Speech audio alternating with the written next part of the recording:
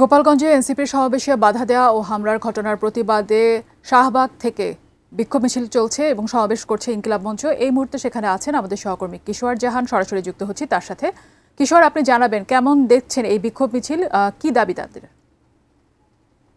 গোপালগঞ্জে আজকে সকাল থেকে সারাদিন যে ঘটনাটি ঘটেছে এবং দিনব্যাপী যে সংঘর্ষ আমরা দেখেছি, নিয়মিত খবর আমাদের কাছে এসেছে, সব মিলে আসলে পরিস্থিতি সেখানে এনসিপি নেতা যারা ছিলেন, নেতাকর্মী যারা ছিলেন, কারণ এটা তো আসলে পূর্বঘোষিত তাদের পুরো মাসব্যাপী যেই আয়োজন তারই একটি অংশ ছিল। সেখানে হামলার পরবর্তীতে আসলে ঢাকা বিশ্ববিদ্যালয়ের রাজু ভাস্কর্য সহ আমরা কিন্তু এই মুহূর্তে নানা জায়গায় দেখেছি প্রতিবাদ সমাবেশ করতে। এই মুহূর্তে আমার পিছনে ব্যানার যেটি দেখতে পাচ্ছেন সেটি জুলাই মঞ্চের ব্যানারে কিন্তু শিক্ষার্থীরা দাঁড়িয়েছে এবং একটি কথা আসলে বারবার হচ্ছে, আজকের এই দিনে এসে যখন আসলে গণঅভ্যুত্থানে যারা নেতৃত্ব দিয়েছিল, অগ্রভাগে থেকে যারা নেতৃত্ব দিয়েছে তাদের ওপরে গোপালগঞ্জে পথসভায় এরকম একটি হামলা আসলে কি বার্তা দেয় সে প্রশ্নটি কিন্তু ওনারা বারবার করছেন।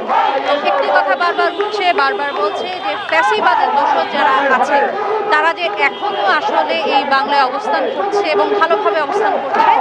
গোপালগঞ্জের হামলাটাকে ওনারা আসলে সেভাবেই দেখতে চান। স্লোগান হচ্ছে, নানা সংগঠন আসলে একটি দাবি বারবার জানাচ্ছে যে ফ্যাসিস্ট মুক্ত বাংলাদেশের স্বপ্ন নিয়ে আসলে শিক্ষার্থীরা নেমেছিল, আন্দোলন করেছিল, যে সুন্দর বাংলাদেশের স্বপ্ন নিয়ে আসলে এত কাজ।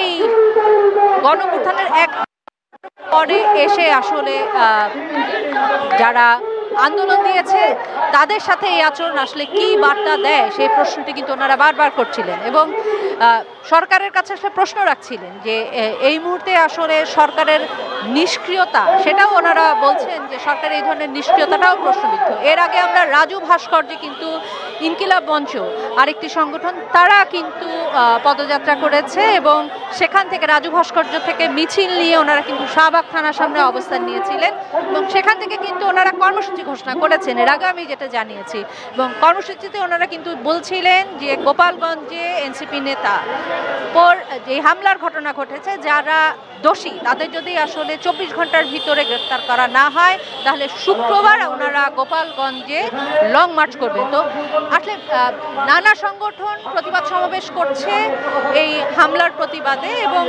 ওনারা আসলে পরবর্তীতে কি কর্মসূচি দেবেন বা কি চান সেটা হয়তো ওনারা সমাবেশ শেষে আমাদের জানাবেন। আমরা ততক্ষণ থাকবো আশা করছি। ফাইজা।